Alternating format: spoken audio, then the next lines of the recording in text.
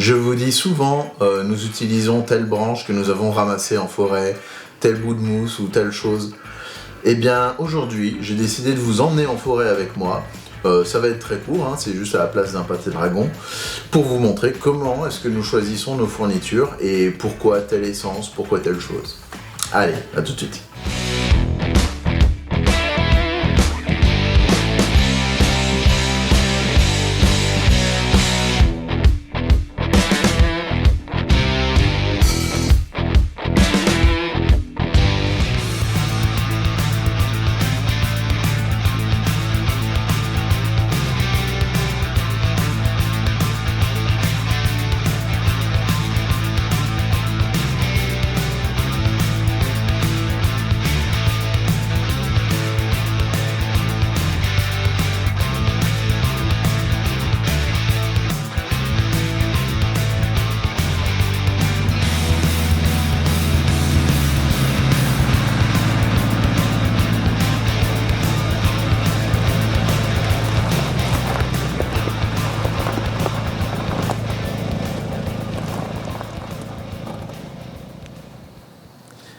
Donc la première chose à faire, c'est de choisir la forêt où vous voulez aller.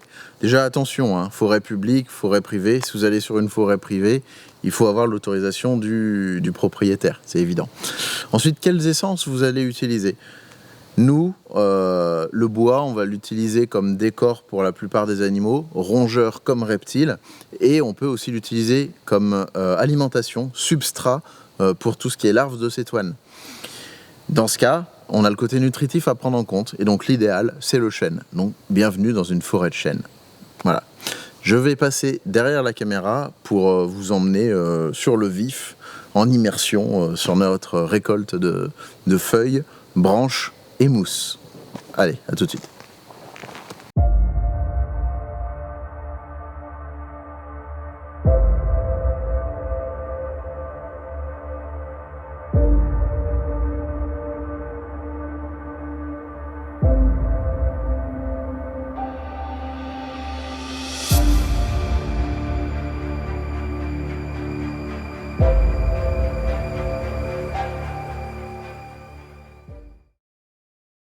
Du coup, j'ai ramassé celle-ci parce que elle est jolie, d'aspect costaud, avec de la mousse dessus. Donc, dans les terrariums, une fois séchée, c'est super naturel et c'est joli, même pour les hamsters, par exemple. Après, je vais plus prendre ce genre-là. Donc là où il y a du lichen aussi. Ça fait naturel aussi pour les terrariums. Là, ça uniquement pour les terrariums, par contre, pas pour les rongeurs ou pour les oiseaux. Parce que ça serait pas bon s'ils commençaient à grignoter le lichen, alors que la mousse, ça pas, voilà quoi. Ça leur fera pas grand chose. Alors que s'ils commencent à manger un peu plus ça, parce que ça va plus les attirer, ils vont pas en mourir, mais bon. Voilà, je trouve que c'est plus joli dans des terrariums pour du reptile ou de l'amphibien à la limite. Et puis ça plus pour du rongeur quoi.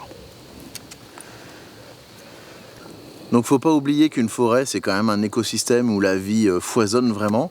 Donc forcément, vous allez rencontrer des bestioles, faire face à des insectes, voilà. Donc chaque branche que vous allez récolter, essayez de faire en sorte qu'elle ne soit pas vraiment habitée pour ne pas trop déranger l'écosystème. Et surtout, donc des fois vous allez vouloir des grosses bûches, comme par exemple celle-ci qui est très jolie. Elle peut faire très jolie dans un terrain. Et donc quand on va la soulever, là moi je ne l'ai pas soulevée, je ne sais pas ce qu'il va y avoir dessous, je ne sais pas s'il y a de la vie dessous. Donc on va voir, je la prends sur le côté. Bon déjà je vois qu'elle est très vermoulue, donc finalement ça sera non pour un terrarium, parce qu'elle risque plus de se désagréger qu'autre chose.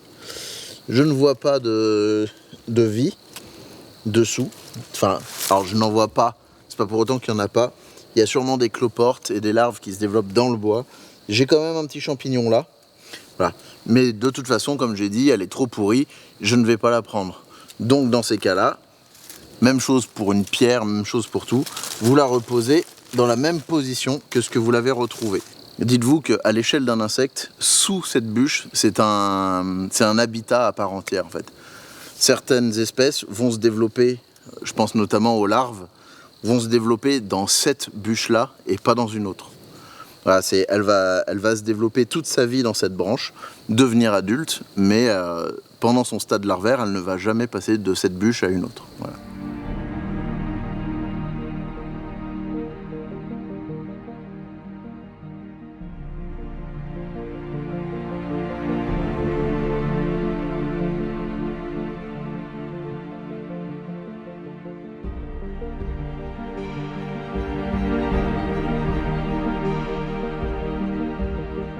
Vous pouvez essayer de vous amuser à trouver les traces de passage de certaines espèces, comme par exemple des cerfs.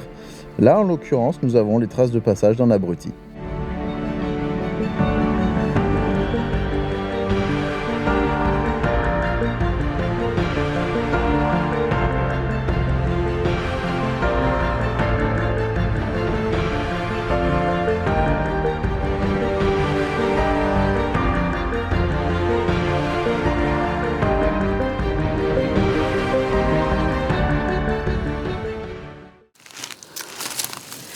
Donc, du coup là je vais ramasser de la mousse. Donc pareil, hein, toujours pour les terrariums, les décorations des animaux. Donc, en essayant de bien l'arracher correctement. C'est un petit peu galère. Voilà. Secouer un peu. Il y a des petites bêtes. Parce qu'après elle est séchée, mais bon, au cas où il resterait des petites bébêtes, Donc ça c'est pour mettre dans les terrariums des reptiles, mais surtout des amphibiens aussi, parce que les amphibiens adorent la mousse. Les rongeurs aussi, ils la mangent pas, hein. Vous pouvez en mettre aux rongeurs, genre aux hamsters, gerbilles, tout ça, et ils vont faire leur nid avec. Et après, il y en a des plus ou moins denses, hein, ça dépend. Après, avant de la mettre, laissez-la quand même sécher un peu, qu'il y ait le temps que si jamais il y a des petites bébêtes dedans, de pouvoir partir. Mais sinon, bon là, il n'y a rien de plus à faire. Hein. Si dans les forêts, il n'y a pas de pesticides, il n'y a rien, donc voilà.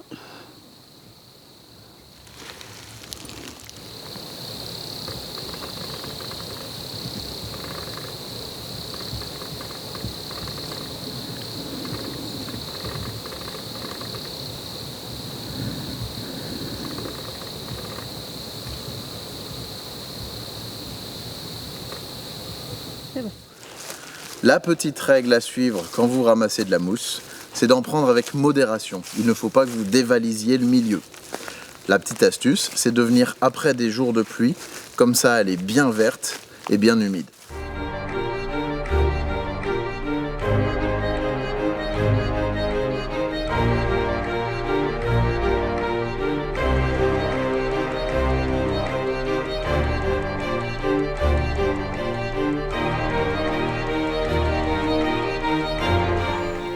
Nous avons trouvé cette pièce de bois qui est particulièrement intéressante, qui fera un joli décor et en plus qui peut fournir une cachette. Voilà.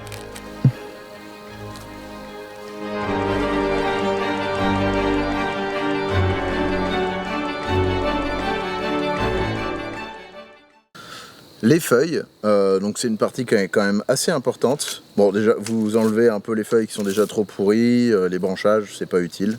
Voilà. Leur intérêt, c'est déjà hyper esthétique quand vous saupoudrez un terra, hein, vous l'avez déjà vu dans nos vidéos. Quand vous avez des aquariums, c'est très utile aussi. Elles vont assainir votre eau. Vous pensez à bien les faire sécher avant qu'elles soient quand même assez propres au moment de les mettre dans votre eau. Et vous pouvez même les utiliser pour nourrir vos crevettes et certains poissons de fond parce que vous verrez que si vous en proposez, ils vont adorer. Nous, c'est ce qu'on commence à faire. Au début, j'utilisais de la feuille de catapa classique, mais au final, la feuille de chêne, ça marche tout aussi bien. Ça a aussi du tanin, c'est tout aussi nutritif. Donc voilà, faites-vous plaisir avec de la feuille de chêne. La recette pour un bon substrat cétoine, c'est 80 à 90% de feuilles de chêne et 10 à 20% de bois vermoulu. Donc le bois vermoulu, vous le reconnaissez au fait que vous pouvez l'effriter à la main. Vous mettez ça dans un broyeur ou dans un mixeur de manière à obtenir un substrat avec une texture de terreau ou d'humus et vous mettez vos larves dedans. C'est valable pour la majorité des larves disponibles dans le commerce, accessibles aux débutants. Pour certaines espèces un peu plus spécifiques, vous aurez besoin d'autres choses dans le substrat, comme de l'argile ou du sable. Voilà. Ça, après, une fois que vous maîtrisez ça, les cétoines, vous connaîtrez leurs besoins en fonction des espèces.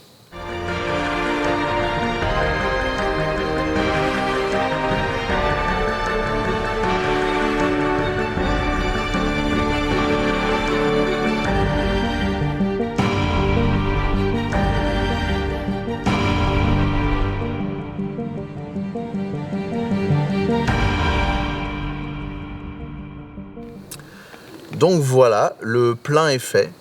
On a des branches, on a de la mousse, on a des feuilles. Nos bacs vont pouvoir être jolis, selon nos goûts. Les animaux vont être contents parce qu'ils auront du frais, ils auront de nouvelles odeurs. Ça, c'est très important, les nouvelles odeurs, notamment pour vos serpents. N'hésitez pas à nous dire si vous faites différemment et pourquoi. En attendant, je vous invite à vous abonner à la page. Et on se retrouve la semaine prochaine pour le prochain Pâté Dragon.